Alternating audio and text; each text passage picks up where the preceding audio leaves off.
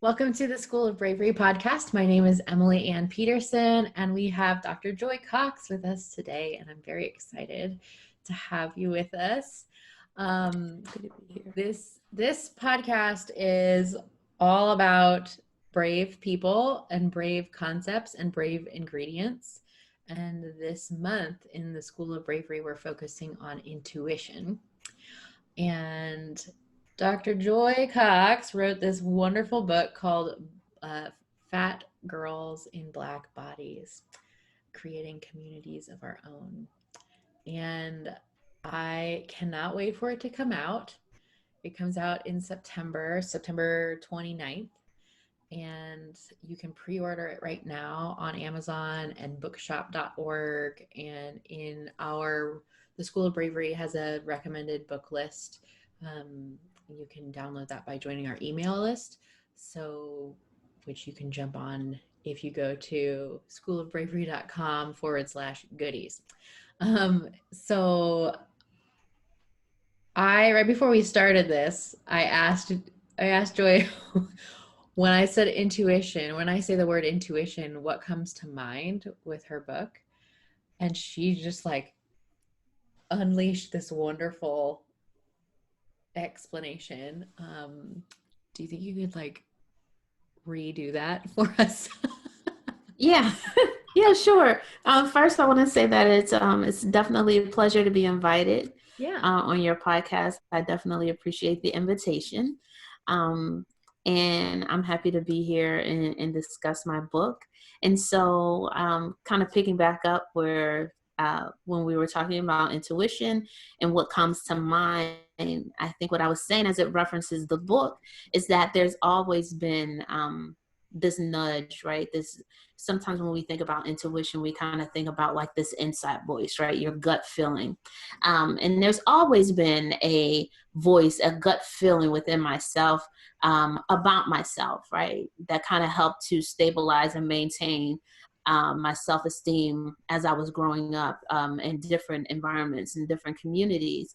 And as somebody who's living in a larger body, I found that intuition was always that nudge that would tell me when I didn't belong, or where I felt like I didn't belong, or when people treated me like I didn't belong, that I was still worthy, right? That I still had value in who I was as an individual, and that value wasn't predicated on how small or how large my body was.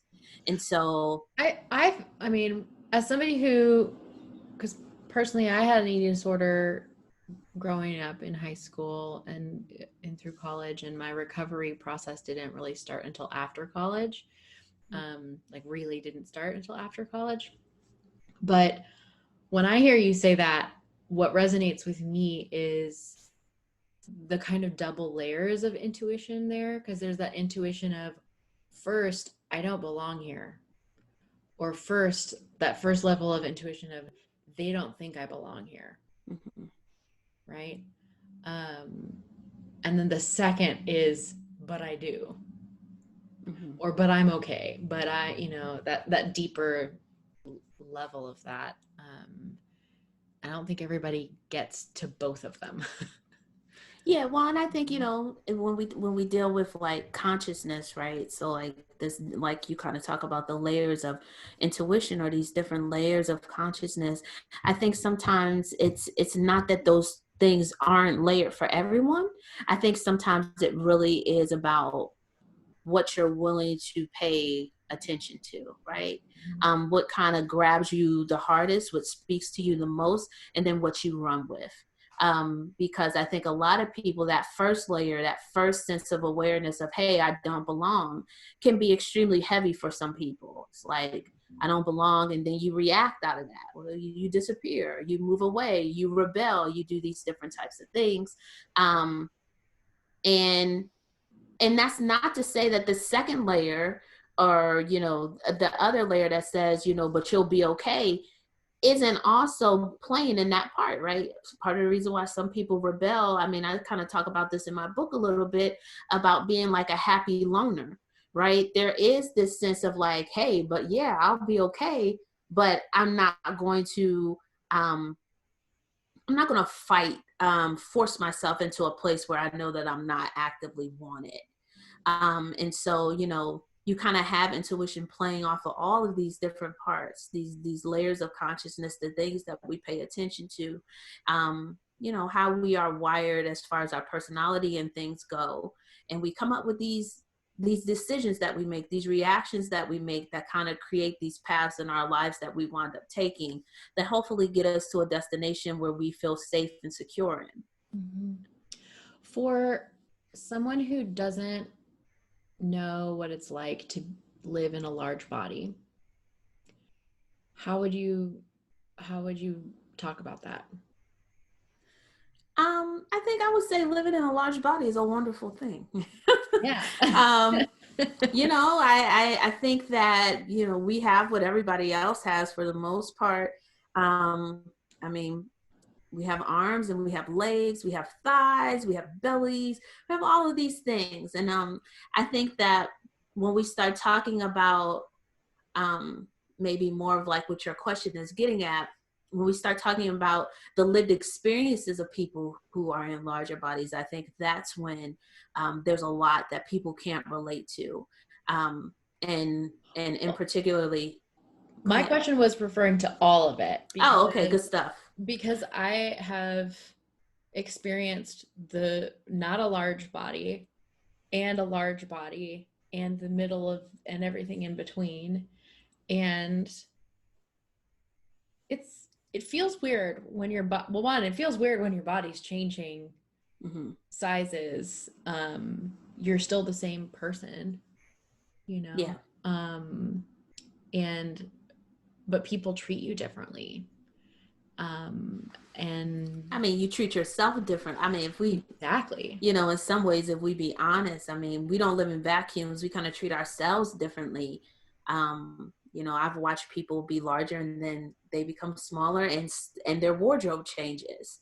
How they see themselves, the confidence that they have, changes, and that goes both ways. I've seen people get larger and their confidence drops. What they wear changes. They stop taking pictures, full body pictures. You only see them from the neck up. Yeah, for sure. Mm-hmm. Yeah, and you're right. It does go both ways from both directions, because it's not about, for me at least, it's not about size. It's about like health and wellness and like internal wellness and a lot of that is not dependent upon my size now. It used to be. Yeah. So, but as far as like lived experience goes, from a smaller body, talking to somebody who has a smaller body, what are some of the things that you kind of have intuitively picked up on as someone with a large body or larger body? Probably, I mean, maybe one of the biggest things is that, like, you take up too much space, right? You take up too much space, even if the space that you have is designated for you, you take up too much space, right? And so I think like maybe a good example of this is like, what is it like to sit next to somebody on an airplane? It's like, even though you're within the seat, you have a larger body. People don't want to sit beside you because of feelings of, of their comfort. Doesn't necessarily mean that you're larger than the seat that you sit in. They just don't want to sit beside you. And then I think there's a lot of societal norms that kind of play into these ideas. And so, I mean, one of the biggest things as it relates to intuition would be that you take up, you take up too much space. You're hyper visible. You are in some ways not valued the same. Maybe you're also not, you're not the top pick for things. And so I think intuition as it relates to rejection is loud, almost loud to the point to where you can tell yourself ahead of time, having been in enough situations, like, I don't need to be in X, Y, and Z place because they treat me like this. And I think, you know, when we are talking about, I think this is a great segue for individuals who delay care, right? In medical facilities, right? They already know what they are going to encounter. You already know that the doctor's looking at you differently. You already know that the nurses treat you differently. And as a result, you do not, you just stop going. You don't go. You only go in matters of emergency. You know, you try to figure out things on your own. And you try to work it out. And I think, you know, for me at least, there's a lot of intuition around the idea of rejection and where you belong as far as space is concerned. I know. Well, first of all, I'm going to apologize for all of the leaf blowers outside. It's okay. I'm sure you can hear them. I think my neighbor's upstairs running laps, so I apologize if you hear that. So funny. It's life. We're in a pandemic. Yeah. Here we are. Yeah. Well, I was going to say that, like,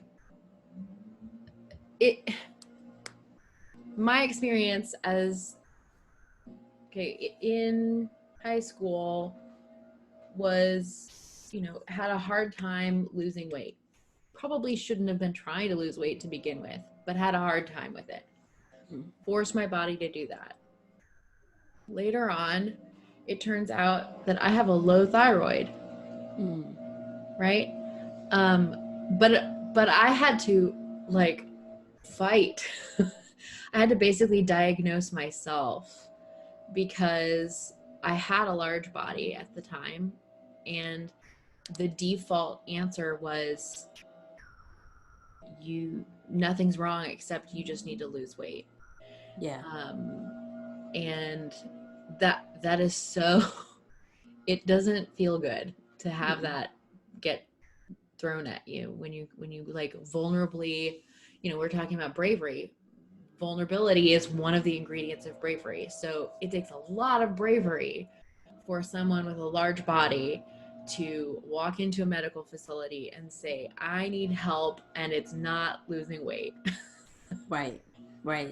And I think, you know, even along the lines of like challenging authority, right? Because at some point you have to tell the doctors, like, no, it's not that, right?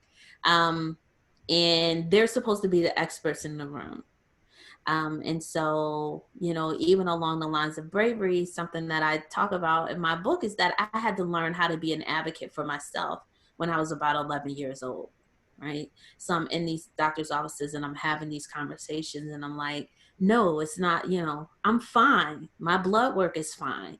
I don't have diabetes. And so for me, like, I grew up in a larger body my whole life. And so you kind of develop this strategy, if you will, of communication as it relates to kind of navigating these different spaces in your life and just being able to realize, right? So again, talking about intuition, your body coming back and tapping you and saying, hey, it's not that, something's wrong, right?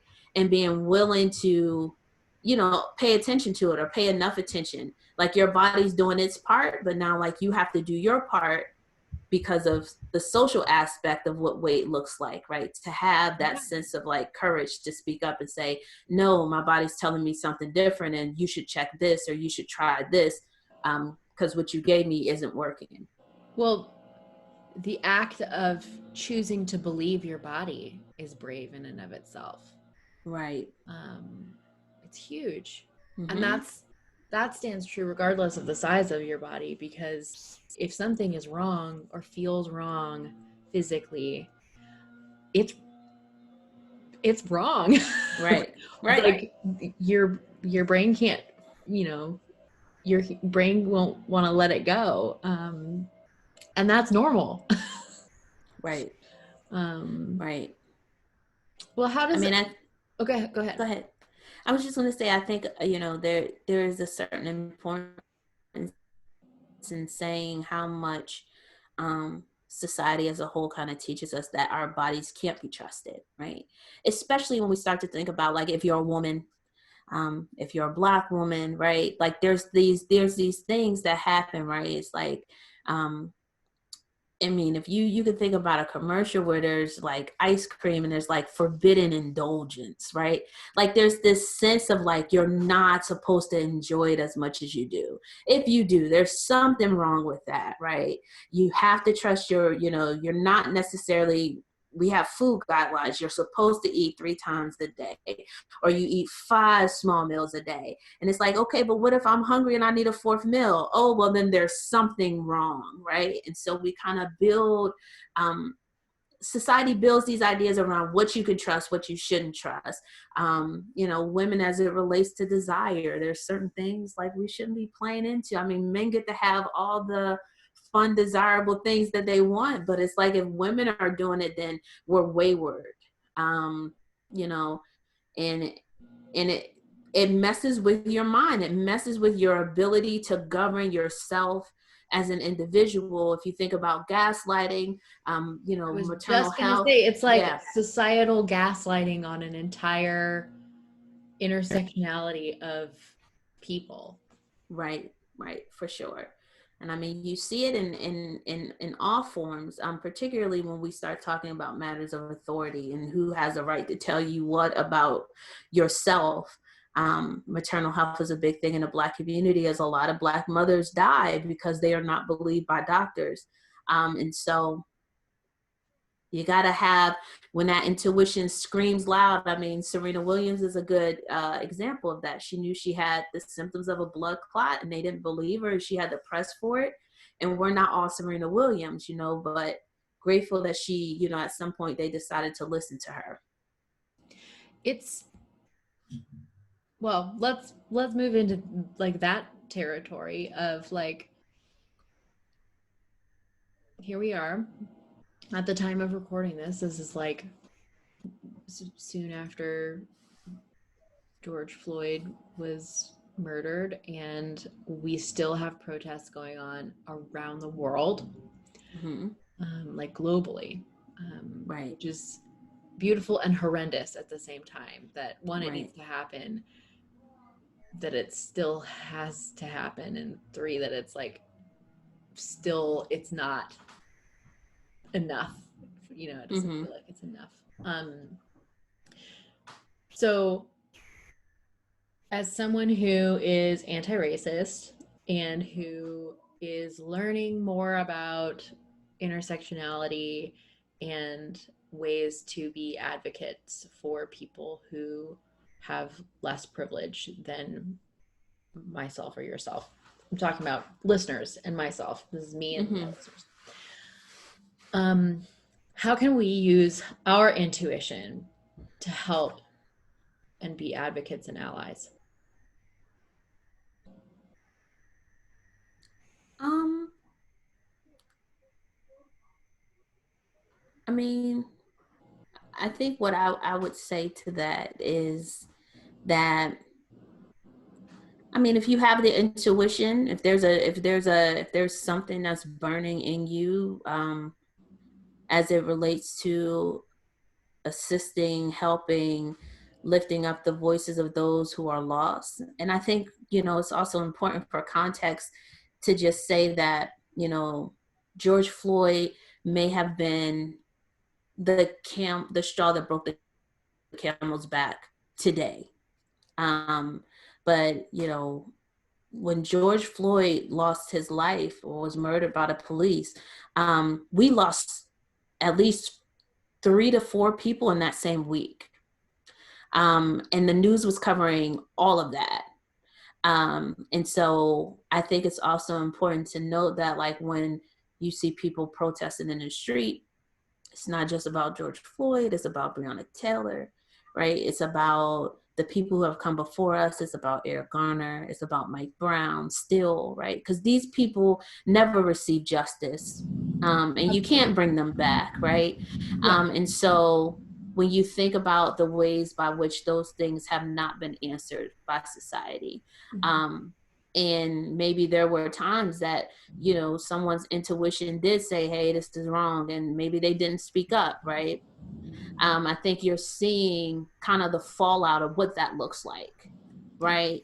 And then I would say, on some level, that even if it's not intuition, right? Everybody doesn't have, this idea of like, oh, this is wrong, you need to, or say, but like you can learn, right?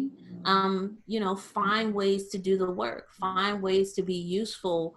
If we're all going to be a community, and what that looks like, find ways to stand up in the fight for justice, and to utilize what it means to be anti-racist, and stand in the gap for people who can't do, who can't do it for themselves, who are not able, who don't have the same voice, who don't have the same resources. Get involved and really put your hands to the plow. I think seeing the protests and things like that play out on TV, and knowing that they spread around everywhere. When you think about what goes into organizing a protest, right? Maybe you're not the person that can go and walk, but maybe you're the person that can make sure that the word gets out. Or maybe you're the person that can lend resources to make sure that the protesters have adequate protection, or that they have water, right? Or maybe you're in a position where you can raise your voice and do things on your own. Maybe you're at a place where you can organize your own meetings. But there's really no limit to the things that we can do. We all can find ways to get involved in lending your voice and sharing. Grateful if you have the intuition, right? But like, it's almost like, intuition not necessary. To Well, give. I think, you're saying that, or, at the beginning of the episode, you kind of had this whispering truth of something that right? And I think that can be true for any subject and any situation, that you don't need to have the facts or someone pointing you to articles or just an overwhelming tidal wave of proof that something is happening. If you get a spidey tingle about something, and you're used to ignoring your intuition, you're gonna probably ignore your intuition. But if you are in a habit of listening to it and trusting it, then when you're in a conversation with someone, and it may be just like a daily conversation, it doesn't have to be a protest, it could just be a daily conversation at the coffee shop, and somebody drops a microaggression of some sort, if it gives you that like ping of like, oh, that didn't feel good, you don't have to sit there and wait for the discomfort to pass. You can speak up about it and say, I don't know why, but that comment didn't make me feel comfortable. That's all you have to say. Yeah. I mean, I definitely agree. I think that, a lot of that though comes from personality. And I think, there are so many things, if we talk about culture, if we talk about American culture, and what it means to sit in discomfort, right? During conversations, to not interrupt people. I mean, I think that what the example that you lay out is wonderful. If we talk about, two friends who know each other, like it's going to be a whole lot easier for me to be like, hey, that didn't make me feel good. If we're talking about me having a conversation with my boss, if we're talking about me having a conversation with a colleague, right, the dynamics of that conversation changes. Right. And in our culture, we don't create space to be like, we're going to do the right thing no matter what, right? Like there is this sense of deference. There is this sense of standing down. And so depending on who it is that you're speaking to, it may take a little bit more oomph. I mean, even if it's our parents, I mean, your parents may grow up in a different generation than you. They may say some things, but do you stand up? Do you correct your mother? Do you correct your father? Do you correct your elders? Like, how exactly does that work? How do we know it? what happens, right? And particularly, I mean, whenever I talk to people who are also, you know, part of marginalized populations, right? That's another layer to considering if you want to fight today, right? Yeah. Because there is no, I mean, I won't say no worse feeling, but you know, if you're having a conversation with somebody and somebody throws out a microaggression and you call them in, right? So to speak, like, hey, this didn't, and then they gaslight you or blow you off or say that you are overreacting, right? Then you got to know what those next steps are. Right. Right. Right. It's heavy stuff. And it's important stuff. Right. Which is why, I mean, I always circle back to like, we do brave things because they're needed, because they're worth it, and because they're contagious, and in a good way. Yeah. Not the COVID-19 way. I got it. Yeah. But like the 12 ingredients, like we focus on these 12 ingredients one every month because context is one of those. And context really matters for when it's appropriate and how do you lean into your intuition given a certain situation. You know? Yeah. Like I've spoken truth to power spoken truth to power in my own family many times. My parents probably think too many times, but on all subjects, by the way. And there is a like a you have to like learn to read the room, you know, you being part of that room, right? You know, right? Because some is you're not really you're like, oh, I just don't have it. Yeah. And I mean, I there was a piece that came out around Thanksgiving, last year, I suppose. No, last year. And it kind of touched on that, right? So like you're at the table, you're with family members, right? You're living in a larger body. Everybody's talking about what you're eating, what you should not eat. Like, do you take a stand? Yes or no, right? You're at the office with colleagues. It's Christmas time. Everybody's talking about what they shouldn't be eating, all this other stuff. Do you take a stand? Don't you take a stand? And I think what you said is so important because we often do read the room, but we read the room from the outside in, right? So we want to make sure what everybody else is doing before we say what it is that we need to say. But we don't always check in with ourselves first, right? And so sometimes it's good to check in with yourself first, right? Because 9 times out of 10, again, going back to this intuition thing, you know if you are going to have to come out guns blazing or, right, if this is going to be something that you can walk away from peacefully. And you got to ask yourself, do you want to shoot today, right? Do you want to shoot the place up? Are you okay with that, right? Or do you want to kind of be at a sense of peace?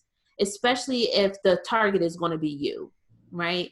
And so I don't want anybody to take this out of context, like don't speak against injustice for your own comfort.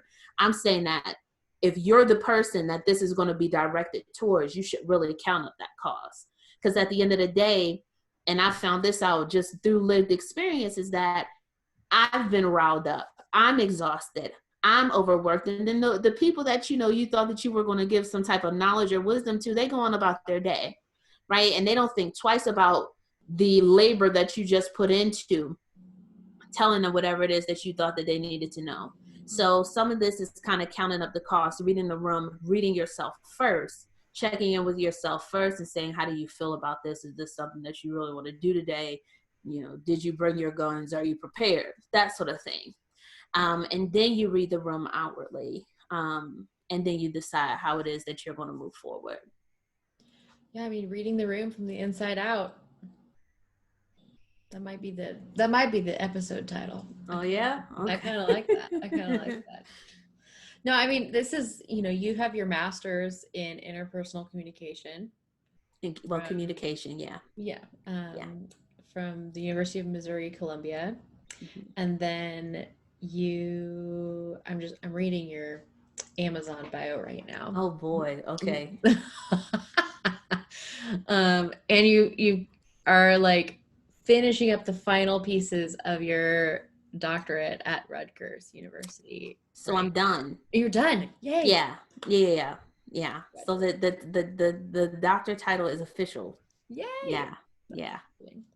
And your dissertation was on fat liberation movement, identity, and political action, which is like all of this stuff, Right. which is super fresh Yeah. and wonderful. And I, you know, if you could like, okay, so you know a lot about those things: fat liberation movement, identity, and political action. Mm-hmm. Those three subjects. How, what are you excited about in the future for those three subjects to kind of weave together? How are you excited about that? I mean, I think the thing that excites me the most about those things is community. Mm. Um, Being able to coexist with a group of other people without that feeling or that threat of alienation, or rejection, those types of things. I think the other thing I'm probably most excited about is the ability to re-envision a world for ourselves, a space for ourselves. What does liberation look like, for people that have multiple identities, that formerly would have been oppressed, right? So what does fat liberation look like? What does Black liberation look like? What does disability liberation look like? What do these things look like? Can we coexist together? um and political action is often a tool that's used that gets us to that place of liberation. But the hope is that we don't have to use those political action tools against one another once we get there. But I think, at the end of the day, people are at the center of what it is that I do. It's at the heart of what I do. I care about the hearts of people. And that's what moves me. And so for me, I think that is the most exciting thing. I want to see people thrive. I want to see them win. I want to see them reach their goals, own their person, all of themselves, be comfortable in their skin, 112%, and kind of really live a happy and free life. Mm-hmm. Yeah. Here, here. Yeah. I'm all about Yeah. that. All about Yeah. that. And I think that's, it's important. That's, why we talk about bravery being contagious, is that if you find yourself in what I've noticed about bravery, you can talk about liberation and like speaking on that part because I'm so fascinated. But what I know about bravery is that like when you have a feat of bravery that feels really difficult, um, if you surround yourself with people who are also doing brave things, it kind of doesn't matter what brave things they're doing, but if you see bravery happening a lot, then it's going to feel more normal for you to do the brave thing you want to do, but haven't done yet for whatever reason. Yeah. And it kind of eliminates a little extra friction for you to move forward in that area.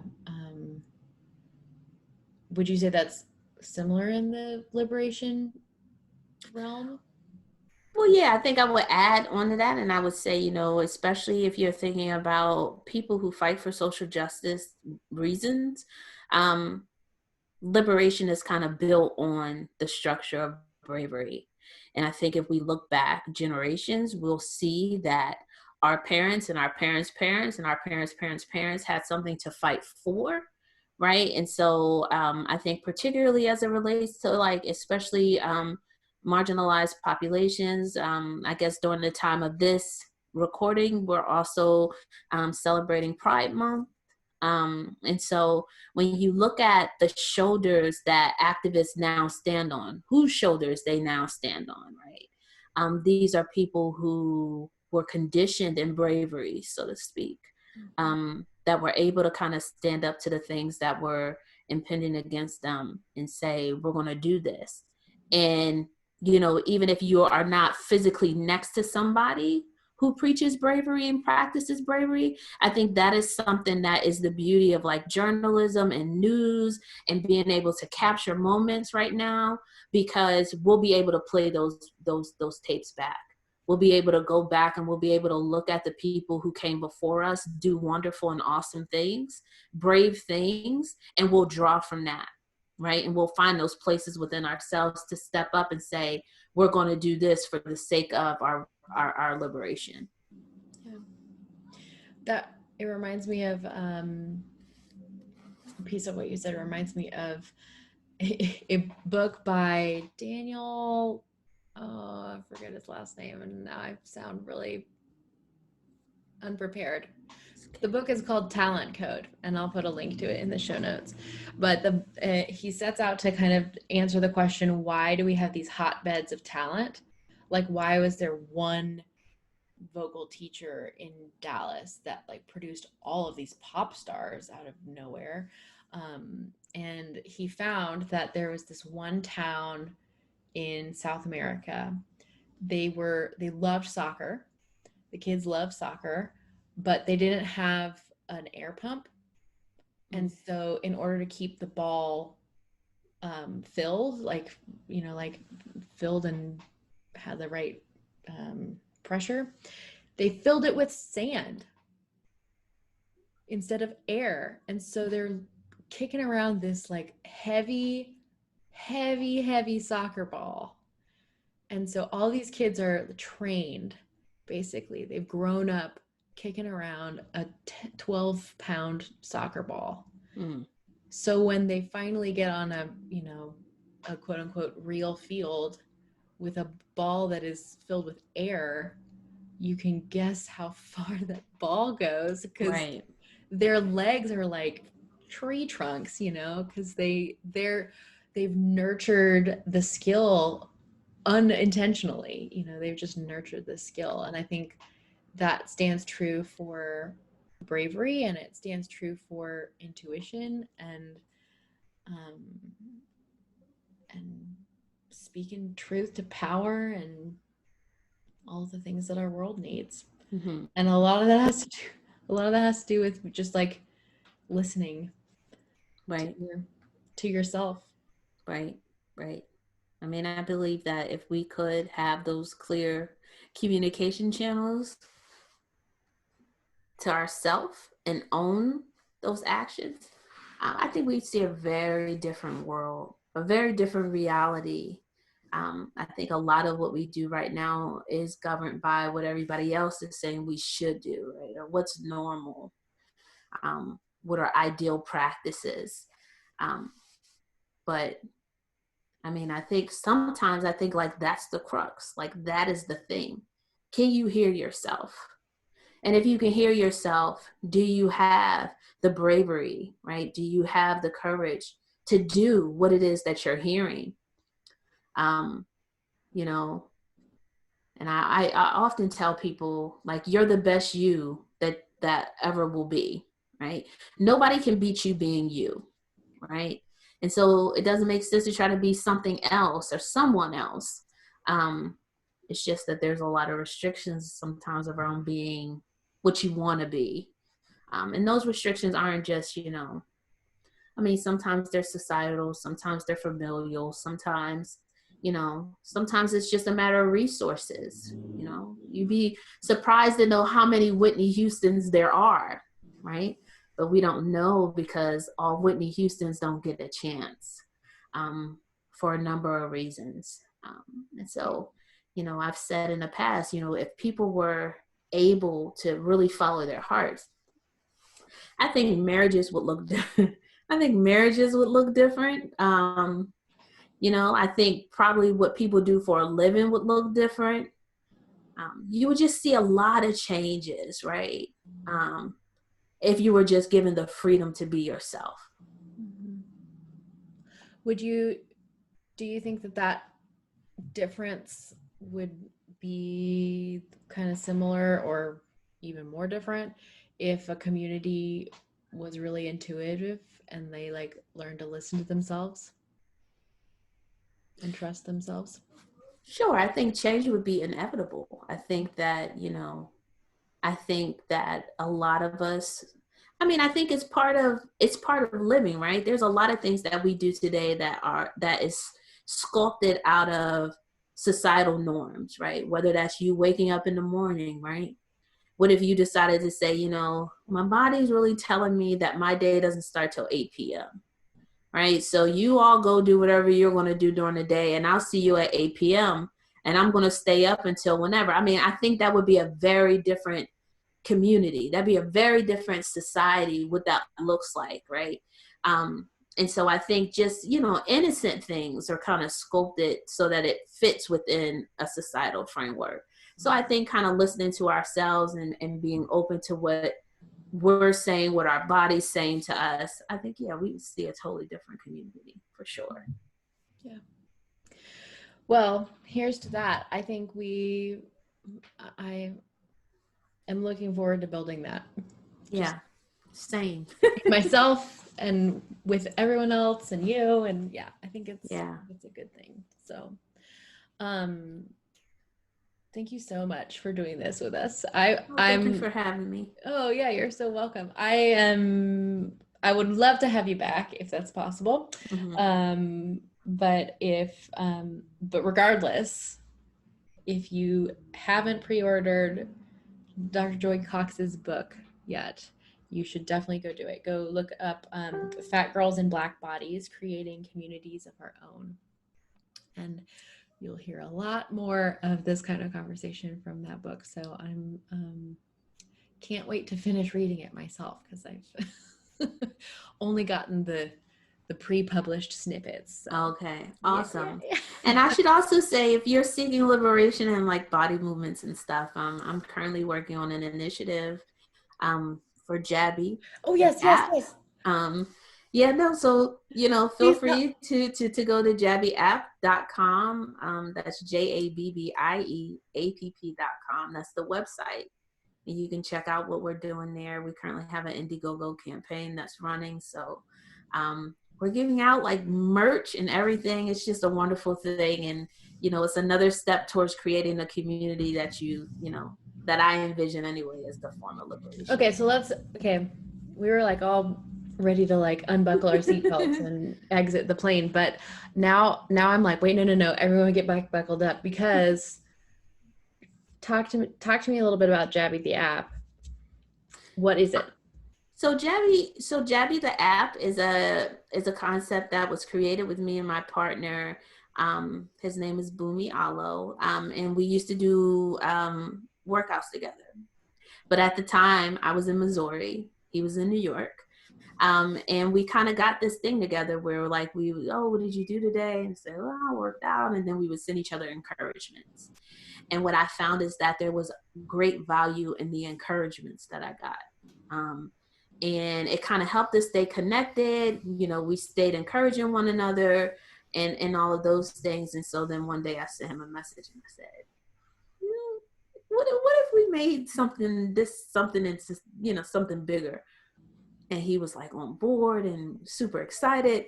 And so then we started to shop around and kind of create the concept around Jabby, which focuses primarily on groups that are left out of the conversation when we talk about body movements and fitness and all of those things, mm-hmm. right? And so that can be people that identify as having a larger body or identify as fat, people who deal with people who have disabilities, people who don't feel safe working in traditional gyms, all of those things.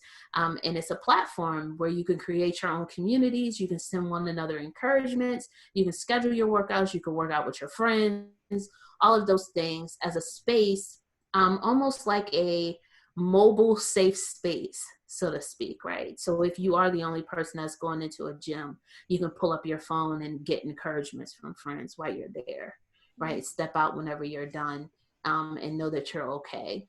And so that's kind of the premise of Jabby. We say that with Jabby, you'll never work out alone. And that's kind of our tagline to take with us.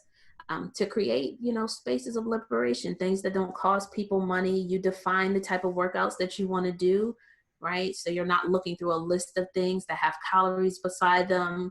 We actually removed, we didn't add them, right? So calories, weight counts, all of that stuff, because I wanted it to be a safe space for people who have recovered from things like eating disorders.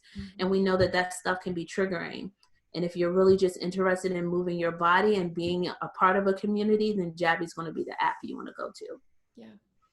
I am thrilled for this. I Yeah. personally cannot wait. So please go check out Jabby, the app, jabbyapp.com. Is that correct? Yes. Yeah. Jabbyapp.com. Jabbyapp.com. And then our show notes will have links to the Thanksgiving article that you mentioned and everything else that we were talking about earlier today. So thank you again for joining us. It was so great. Thank Yay. you.